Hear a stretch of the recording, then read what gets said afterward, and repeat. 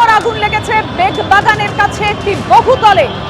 যে ছবি আমাদের কাছে এসে পৌঁছেছে আপনারা দেখতে পাচ্ছেন, দাউ দাউ করে জ্বলছে বহুতলের একাংশ। আগুনের শিখা যেভাবে দেখতে পাচ্ছি আমরা, কালো ধোঁয়ায় ঢেকে যাচ্ছে চারপাশ। তাতে আগুনের ভয়াবহতাই ছবিতেই স্পষ্ট।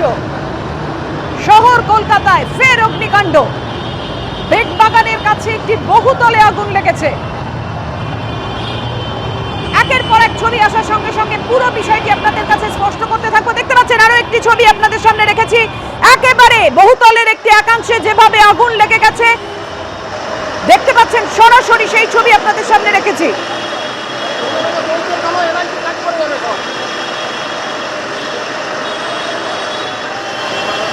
এসির বাইরের অংশে কিভাবে একের পর এক এসির বাইরের অংশ আগুনে ভস্মীভূত হয়ে গেছে সেই ছবি দেখতে পাচ্ছেন আপনারা। দাউ দাউ করে চলছে বহুতলের একাংশ। সৌমিত্র, আমাদেরকে জানাও বিস্তারিত।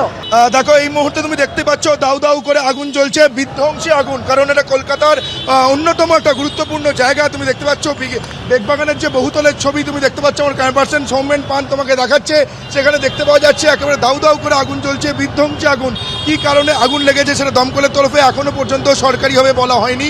কিন্তু যারা স্থানীয়রা রয়েছেন, যারা প্রত্যক্ষদর্শীরা রয়েছেন, তারা যেমনটা মনে করছেন যে এসির শর্ট সার্কিট থেকেই হয়তো এই আগুন লেগে থাকতে পারে। কেন এসির শর্ট সার্কিট থেকে এই আগুন লেগে থাকতে পারে?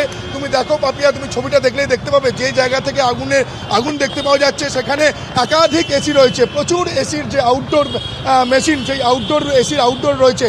ফলে এই এসির শর্ট সার্কিট থেকে আগুনে ভস্মীভূত হয়ে গেছে আমরা দেখতে পাচ্ছি, কিন্তু ভেতরে আটকে থাকার আশঙ্কা তো রয়েছে প্রবলভাবে।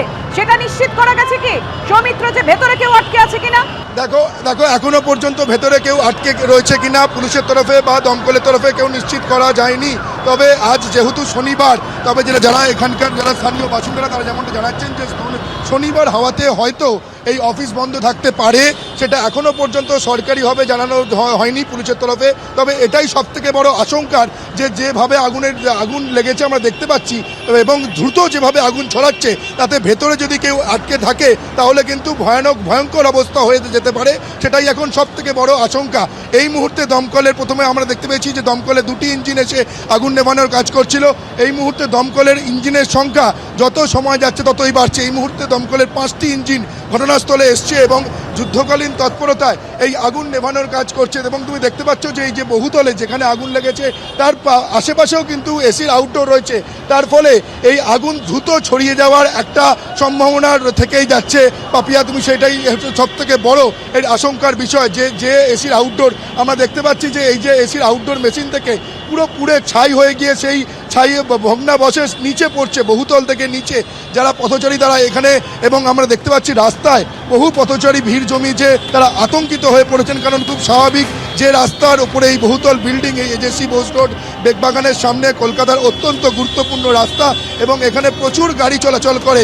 ফলে এই মুহূর্তে তুমি দেখতে পাচ্ছি একের পর এক আমরা দেখতে পাচ্ছি যে এসির আউটডোরের যে অংশগুলো সেগুলো ভেঙে নিচে পড়ছে এবং যে সেই ছাইও আকাশে বাতাসে ছড়িয়ে পড়ছে এবং দেখতে পাওয়া যাচ্ছে যে তুমি দেখো পুরো বিল্ডিংটা যেখানে আগুন লেগেছে তার ওপরের যে ফ্লোরগুলো, সেই ফ্লোরগুলো একেবারে কালো হয়ে যাচ্ছে, কালো ধোঁয়া চারিদিকে ঘিরে ধরেছে।